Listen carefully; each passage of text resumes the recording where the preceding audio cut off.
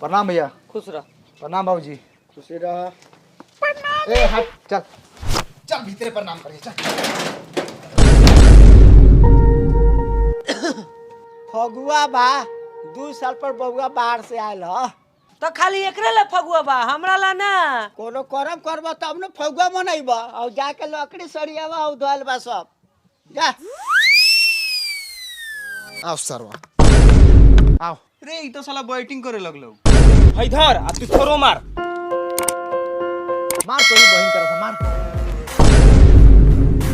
अरे बाप रे साला लगा लगा लगा मोल साले के मोल कतर मोल। मोल साले साले कर लगा धूरा लगा साला के मोल साले के। रे साला कान्हा के बेटा मुर्गा तोरा माई के।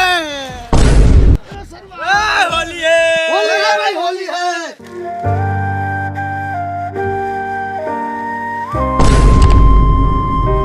पचफोरना बहुत ताकत है रे, तू पचफोरना के दम ले रहा। चल बंटी लगा के आवल जाओ। रे साला अनरा के बेटा मुर्गा बा हमरा मेहरारू के रंग लाके तो साला परचा उड़ा देबौ रे। साले एगो फुदगुद्दी उड़बे ना करिया, साले परचा उड़ाइबो। ए भौजी होली है। बबुआ चले के होली है, देवर भौजाई के होली खेले द। भौजी सारा रा रा रा रा। भौजी पूरा ना मनिया, होली है। साला उ लगावे वाला जगह बारे। तोरा हमरो के रंग दी, सरदा पूरा हो जा। फैलो ना भौजी, जहां मन करे हमरा के लगा दो।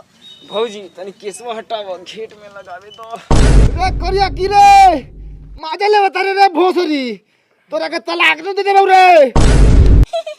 रवा लगाई पचफोरन हतीन, ई लगा बोलल हतीन। ए पचफोरना हाय देख पियर का सिंदूर जात हो तोरा मेहरारू के मांग के बीचे बीच। अरे बाप रे बाप ई साला मुर्गावा हमारी इज्जत नाश देल। मुर्गावा तू गेले आज।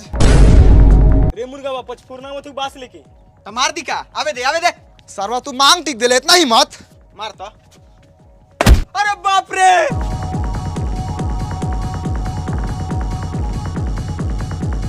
आई बाप। साले। अरे बाप रे।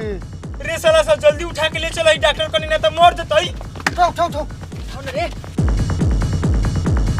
ये लो का कहनी का कोई नहीं भोसरो तोरा लहर जागल बा मांग भरवा तारू पेट रंगावा तारू भोसरो उमका जागल बा उमका रंग का लगे ना मुर्गावा के का कुछ भेलैया खाली माथा फोड़ले बनी ओकर अभी तो हे गाइस, अगर ये वीडियो अच्छा लगे हो तो लाइक एंड चैनल को सब्सक्राइब जरूर कर देना। चलो बाय।